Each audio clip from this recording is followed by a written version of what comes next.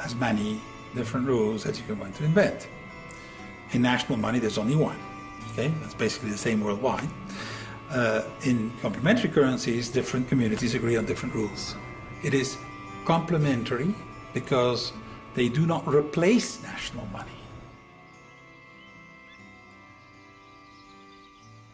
A local currency is something that is issued at the time that it's backed by goods and services in our community. And when people advertise in the River Hours Trade Directory, they actually sign a commitment that says that they are backing in whole or in part that currency with their goods or services that they're offering, and that they're also agreeing to accept in whole or part some local currency. So when you get River Hours, it's backed by people in your community, and that's tangible. Local currency is a way of encouraging people, inducing people to spend locally. And it's also a way to help people to support one another in the local economy when they maybe do not have any money. It's been probably a third to half of my income. Whether it was working for people or just the advertising in the directory and getting my name out, or word of mouth has been huge. Their offerings, their inventory, the money often hits their cash register and then heads straight out of town to the central office in Ohio or wherever. River Hours is hopelessly and happily bound to our community. That value always remains here, and I think people understand that. Alan Watts in the 50s wrote a critique of the Depression where he said, look, the economy went flat because everybody found there was no money. There's plenty of work needed doing, plenty of people wanted work, plenty of goods in the stores, but nobody could afford them, nobody could pay for them because we had no money. And he said this was like going to build a building. And you've got the materials, you've got the tools, you've got the skills, you've got the drawings, you've got the planning permission, you've got the weather, you've got the will. No inches. Damn. We had a bunch of inches, but then big project on the other side of town, they're using all the inches. We don't have any inches because all the inches went over there. I guess we're out of work. Well, that's exactly what we do with money. That's my clearest realization, is that there is plenty of work that needs to be done in this valley. And there are all kinds of people who need work. To make ends meet, they need work. They could contribute to the community. There's all kinds of things to do. So we have the work that needs to be done. We have the workers. What is it that's missing? You know, pieces of paper that say, I'll do this for, you know, in exchange for other goods. People are short of and hungry for a tangible way to just plug into a sense of community. And that feeling, that attitude, I believe is accomplished transactionally through using this currency system.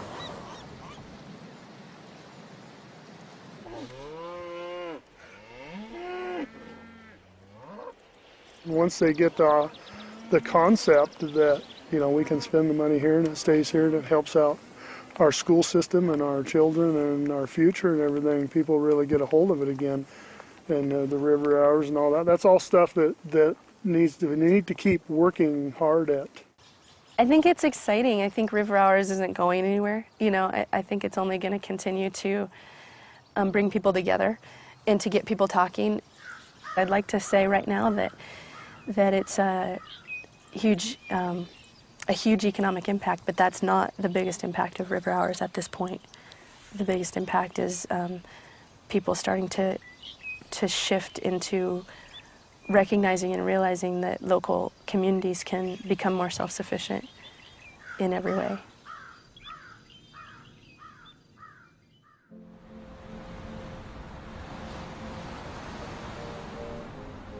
And the soil here is interesting because now, you know, this is all dune stuff, but now we've got this humus building up, holding the sand together. You can still see the sand grains in there.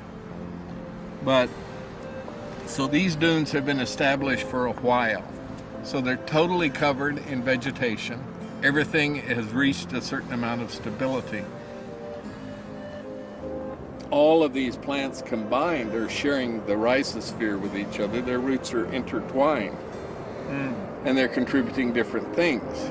These plants root associate either with, probably here it's a fungus, that can actually take nitrogen out of the atmosphere and fix it on their roots.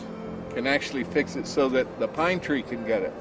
The pine tree in exchange will, through photosynthesis, create sugars and send it down and feed that to the fungus. So they're constantly, there's this interaction going on all the time that is mutually beneficial. What we're doing is really reinventing the exchange process. We need to mediate exchanges in a different way than we've done before. The debt money system creates money on the basis of interest-bearing debt. It's not debt itself that is at fault. It's the interest component that's attached to the debt. And the interest component does not get created when banks create money on the basis of collateral. Some people are really Luddite about this, and they think, well, we should be back to gold and silver, and that's a metal, precious metal that doesn't change with time. That's all nonsense in my view. Just nonsense.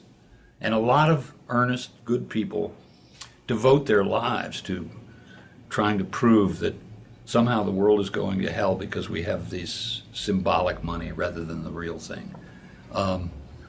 I would say don't waste your brain cells on that subject. It doesn't lead anywhere, and it's actually quite reactionary if you think about it. We have to start thinking about money as an information medium, not as a substantial thing. It has been merely an information medium for a couple of 100 years in most respects. But nonetheless, we've stuck ourselves with the idea that there's only so much money. That's the core of its reality concept. That all there is so many trillion dollars or euros or yen, and what we're doing is juggling them. Comes from you, goes to me, goes to him, goes to her. It's to and fro, and we're juggling with a real thing. Therefore, we are always going to have shortages. How can we mediate our exchanges without creating a pervasive sense of scarcity? Are paper currencies like river hours really the best way to solve this problem? Or are there other, more effective approaches? River hours print their currency. And as soon as you print a currency, you have, in fact, in my opinion, created a problem because you've created a limited supply currency, which means there's only so much currency as there are notes in circulation. And then you end up with the same problem you have if you have something like a currency backed by gold, which is there's only so much gold.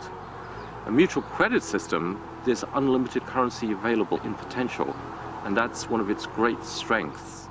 In a mutual credit system, each person has an account. And at some times your account may be positive, at other times your account may be negative. Now, it's this allowance for a negative balance that is the fundamental feature of a credit clearing system. This negative balance represents credit that's been extended to you by the rest of the community. My name is Francis Ailey. I'm the president of Fourth Corner Exchange. We are a mutual time exchange, mutual credit exchange system. We have over, as of today, 650 members, and about 400 of those are in Bellingham. I'm Jean Brecken. I offer reading out loud, singing, playing the piano, word processing, writing, and office work. Hi, I'm Lynette Allen, and I'm offering websites, design and development. One of my favorites is I have this great apple tree, so I have a lot of apples that I have sold for time dollars and changed a 4-year-old's concept of where apples come from. And don't come from the store, they come from a tree, and Grandma was very happy that he learned that. In a case of mutual credit systems, the rule is, the game is, I do something for you, I get a credit, you have a debit. The sum of our two is 0. So, in other words, net, we've done nothing. But I have a credit and you have a debit. I, as a seller, may allocate to you some good or service that you need at the time. I get a credit to my account, you get a debit to your account. Your debit means that you owe something to the community of traders in our credit clearing circle. My credit balance means that the circle owes something to me. I've really been enjoying a lot of things. Chicken soup from my friend Mary Stanton. I buy the chickens and she makes the soup. It's wonderful.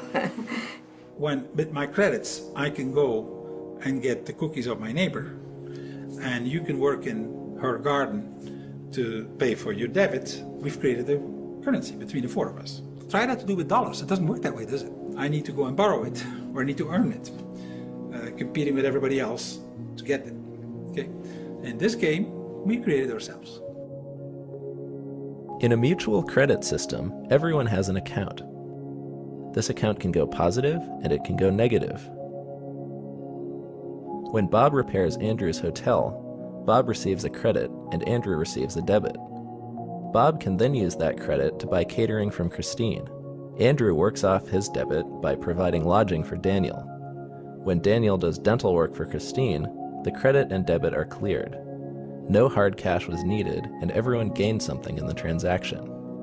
It's like this network. It provides more security for me, just knowing that I'm part of Worthcorn Exchange.